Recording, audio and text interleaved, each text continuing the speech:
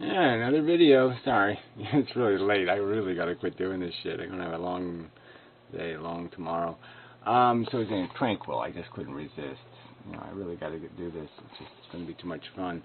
So I'll make it a series of videos. So I'll just title this Something Insulting to Tranquil, Volume 1. And like I said, I'll be sure to just keep doing it, just to point out that his philosophers are simpletons. His philosophy is ignorant, thin, weak. It just relies on emotionalism, mush, nonsense. So anyway, this video, so he plays my quotes about, some of my quotes anyway, about the fact that it all can be cut down to a net equation. There's a certain amount of suffering going to be caused, a certain amount of harm that will exist, and that's, your life is going to be measured by how much of that you produce. Whether you experience it or you cause it to be experienced in somebody else, it will define the value of your existence. And it's always going to be reliable, and you can take it all the way through all this minutia. And the only trap is, again, relates to our own ego, our own desire, that perverts our judgment, perverts our establishment of value based on projections of value, based on illusions of value. So I could argue that when I die, let's say my body is stolen by Greytex, and he does things with the body, has evil, nasty sex, and rapes me thoroughly. I find that emotionally unpleasant to contemplate. That'd be a horrible thing. Emotionally, I find it a violation of me somehow. But in practical fact, I'm dead. You couldn't hurt me. There's no harm done. It is in fact nothing. It's a non-event beyond the fact that he's gratified. It really isn't an event. It has no significance beyond the fact that I emotionally don't like it. But it doesn't have any rational value. It doesn't have any, there's no value I could explain or articulate to exist. It's just something I personally don't like. My ego doesn't like it. It's like I lost something that I deserved. It's like I feel entitled somehow to something else. But it doesn't have any real meaning. It's just a projection of value that I have placed on my dead corpse, which is just emotionalism. So again, that's the monkey part of us. There's some things, there's some reactions we're going to have that we just can't get past. Some people can't deal with bugs. They see a bug and they react. They can't deal with the damn bug. Some people can't resist cuteness. Kitty, puppy, they go crazy. Little baby rat, not so crazy. Why? The same brains, right? What's the difference? No difference there. It's just not aesthetic. It's not emotionally compatible. So they have an emotional reaction that's a cheat of the reality, right? You could put 3 things in pens: pig, kitten, dog. And people will go to kitten and dog, and poor pig is going to be left out. Not because pig deserved to get left out, just because pig isn't aesthetically pleasing enough. And that's the truth of it. He's not compatible with our senses, our emotions, our taste. It's not our food preference, so to speak. Although he is our food preference. Ironic joke. Okay, so understand that's the premise here. So he's going to attempt to say there is no truth to this statement, that our life is what we cause to happen to ourselves and to the world. And he's going to try to say that there's something else that means something by creating a thought experiment that somehow demonstrates how there is some other crime besides these real crimes of sentient experience. So let's go through it now. Just point out where there is no thought experiment. If you don't, you have to be a little bit careful in how you describe the thought experiment. You can't leave some questions unanswered. You just can't. You have to make it so the questions are answered or in your statement, or else you're going to have to be willing to answer the questions.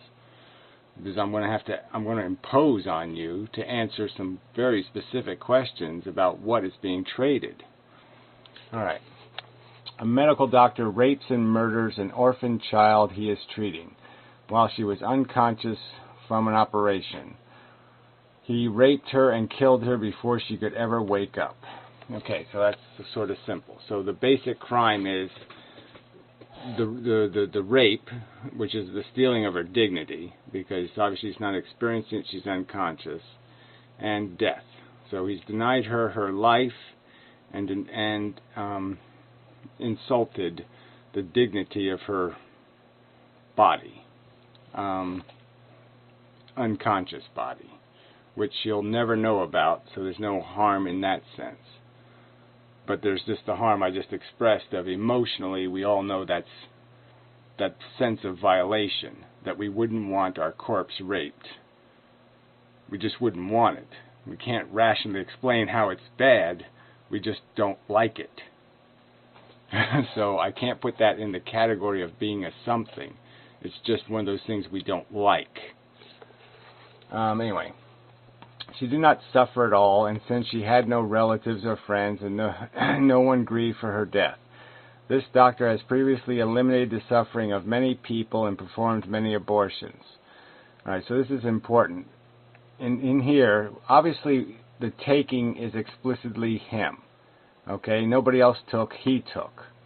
So when you're talking about this other side to the equation, you have to make it clear, okay, or I'm going to state it as a condition here, that these people who were aborted would not have been aborted if it wasn't for the existence of this doctor.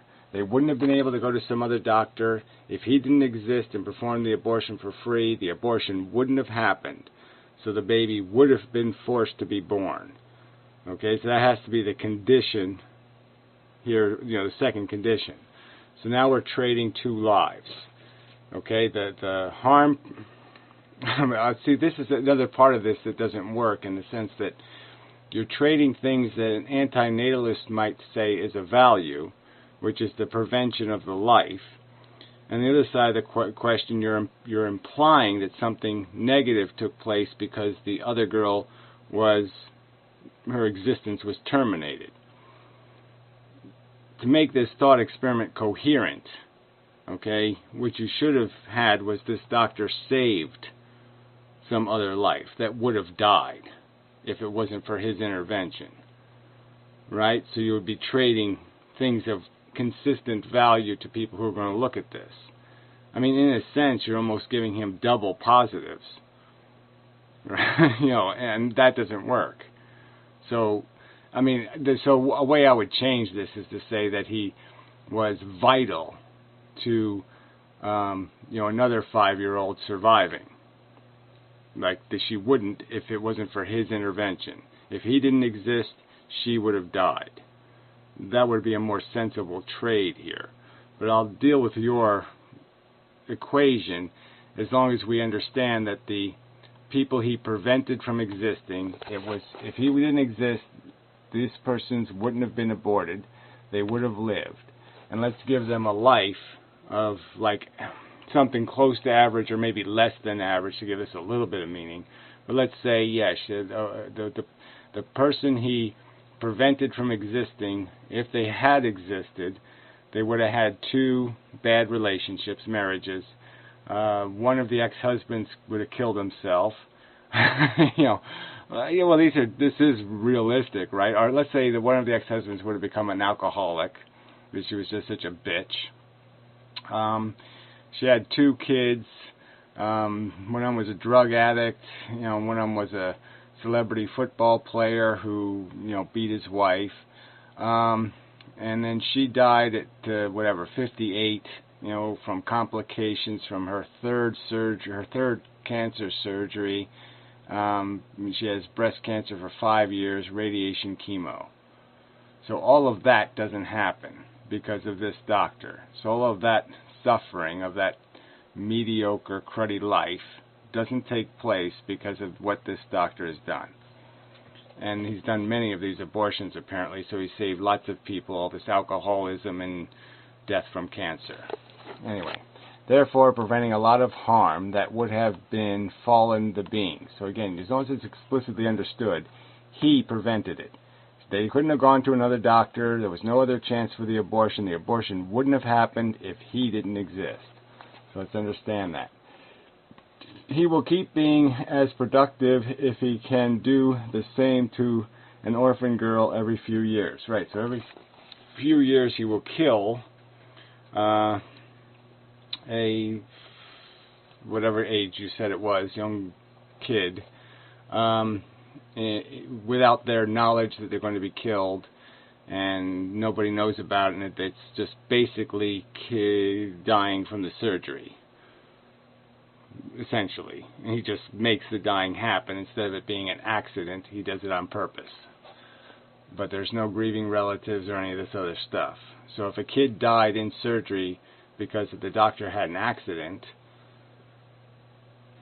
the tragedy is that the kid's life doesn't get fulfilled. But again, the argument is that's not necessarily having your life fulfilled is not necessarily a good thing. So at minimum, the person has been spared the average death. So the average $70,000 worth of medical care, hospital, tubes, all that crap. It didn't have to go through any of that. Anyway. No friends grieve for death. The doctor has previously eliminated the suffering of many people and performed many abortions. Yeah, I did that already. Okay, every few years. Why couldn't you just write this text in the comment section? I mean, what is this game you people play with your stupid text videos? It's really, really stupid. I mean, can't you just put an arrow pointing down and put the text where I can fucking goddamn read it instead of playing this stupid idiotic game? Alright, he will never make the orphan girl suffer in the process, having access to top-notch medical supply. He will also never suffer psychological anguish resulting from his actions. The doctor also donates large sums of money to non-profit humanitarian organizations and medical research. Well, I don't even know if that's a good thing, right? Because that's torturing animals. I don't even know how ethical the whole medical industry is. Again, I don't know whether medical science has done human beings all that much good. Frankly, I'd rather die in a week of pneumonia or the flu than have doctors do their experiments on me for 3 years, personally. So I don't know how to value that. You may choose to value that as you wish, but it's really not my thing. So let's just get to the end here so we can do the net figuring. You find out about his actions. You find out about his actions and can prove that he is guilty. Unless you do something, he will never get caught. Which action does the net commandment demand? Okay, so he's just asking me, will I stop him? According to Inmendham's net principle, it would be very unethical to get this man arrested. It is a logical truth that the absolutely correct thing to do is to do nothing at all. Let's go further, finish this up. Well, we already know that we do have a social contract that does complicate questions like this.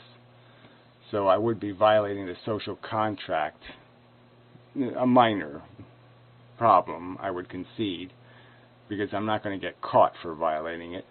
But let's just make that clear, that that's part of this equation. I have to act, whether I don't act. By not acting, I'm acting. And my action is to violate the social contract, to be complicit with the doctor. He did not harm anyone. In fact, it was a costless procedure since the rape harmed no one. It was a net positive act since personal autonomy has no value and there was pleasure experienced. Well, I find the pleasure part of doubtful value, while there was no harm experienced. I mean, it'd be better if you made him psychotic and desperate, in the sense that if he didn't do the rape, he would be horribly miserable. But it doesn't matter. I don't need that to answer the question.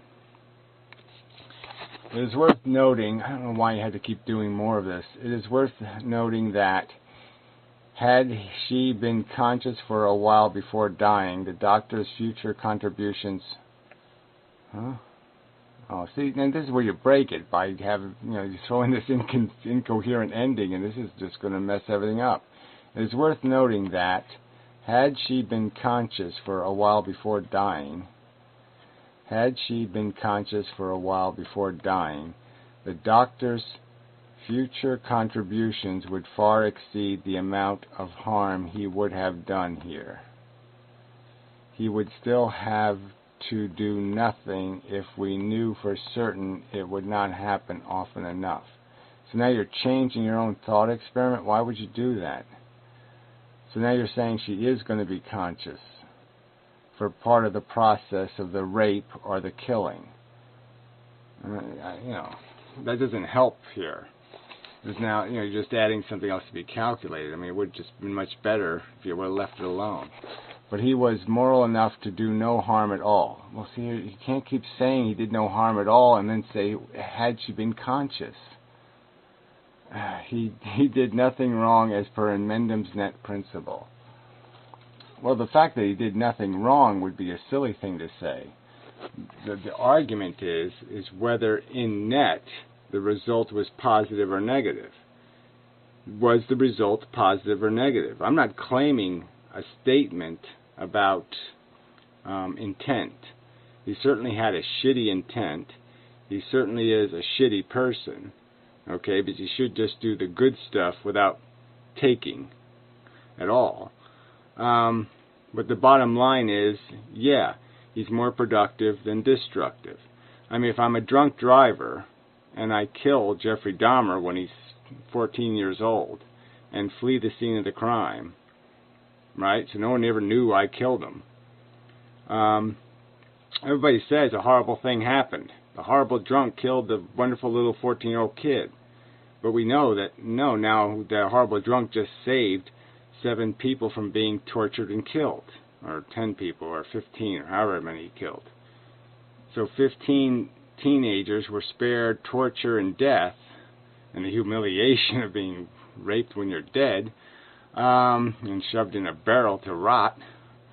But, they're dead, so it's not, again, that's an emotional humiliation. It only has value as an imaginated thing, as something we imagine. So it's a cartoon, it's not a reality.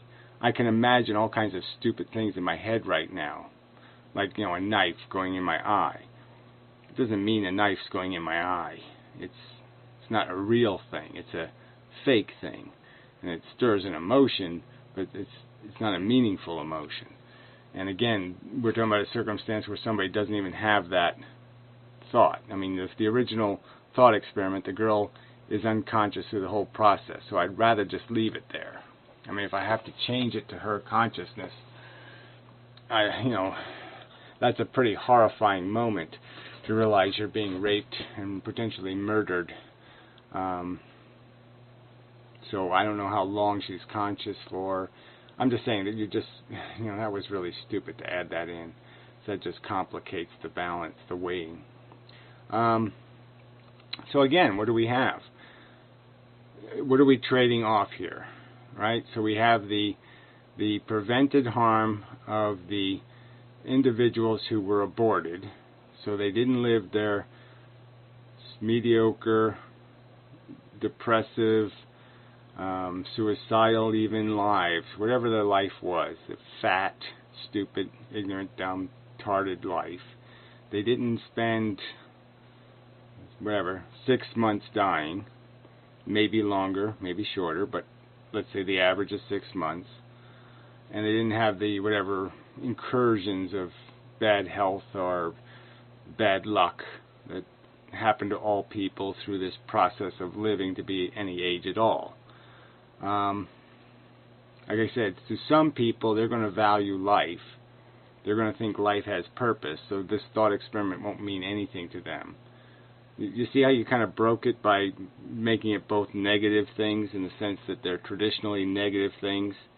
You're comparing death with death and saying that somehow one death is good, the abortion, and one death is bad, the being denied life when you're 5 years old. So, I mean, if if we just go with traditional values, all right, and then again, then we can understand the equation a little better.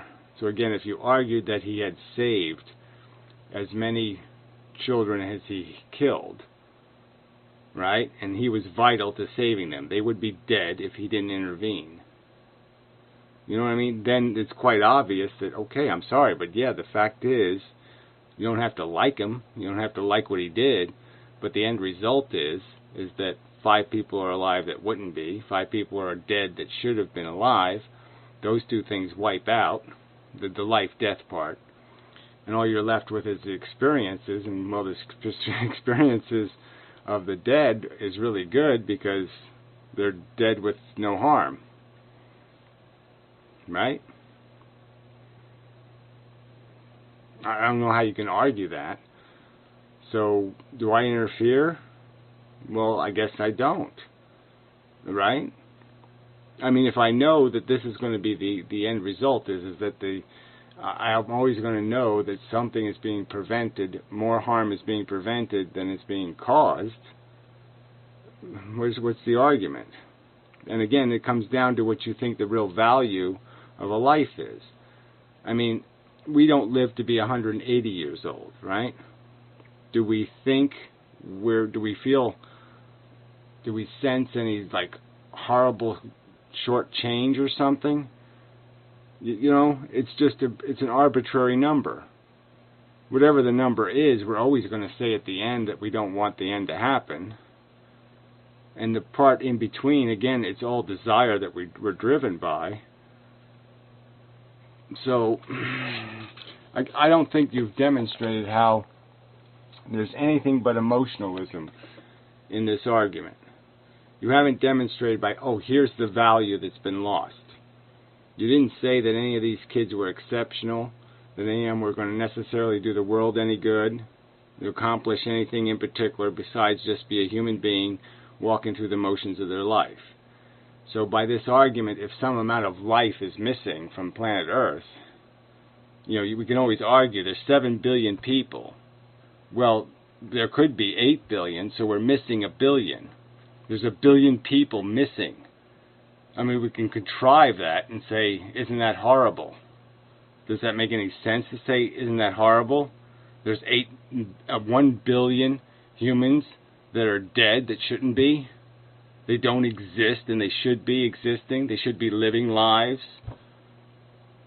I mean, I'm just saying there's no rational reason to say that if you discontinue a life that was going nowhere in particular, that was vital in no functional way to the rest of the functioning of everybody else's lives, no one else would have been affected by their existence in a positive way. Nothing was, you know, they would have hurt just as many people as they helped, so to speak. So there was a net balance of nothing to their existence. How can I see that as any more valuable than the people we stop with a condom? Rationally. So all you're left with is an emotional argument that just has to do with the aesthetics of saying, I don't like the idea of my corpse being raped. Or, I think kittens are cute, and I think pigs are ugly. You're just left with emotionalism, subjective, bigoted, and prejudice as defining what's really valuable. And what I'm saying is what's really valuable is the conscious states experienced, and if you prevent as much harm as you create, well, that's a net zero. And if you prevent more harm, you win. And it doesn't matter whether you're a shithead or not. It doesn't matter if you win for purely selfish, negative reasons. It's just the fact of the matter. You're either productive or you're destructive. It doesn't matter what your intent is when you roll the dice. It doesn't matter. I mean, yeah, it's in the dice. It's in the roll. It's in what happens. What happens decides it. What the net effect is the net effect. That's just the way it is. I didn't make the rules. I'm just saying that's the truth of it. I would like a world where selfish people didn't do good things and be able to be rewarded for it, for just being selfish and lucky, but it's just the way the world works. I mean, like I said, this character could have been 10 times more productive if he didn't do the taking part, right? If he just did the giving part. So he clearly can be described as a scumbag for taking, but the truth is he produced more good than he took, and that's all you have to do to be efficient. That's the definition of being efficient or productive, is producing more than you consume. So he satisfied his obligation. He produced more prevented harm than he consumed imposed harm. That's the premise you're arguing here. How could I possibly see that as rationally wrong?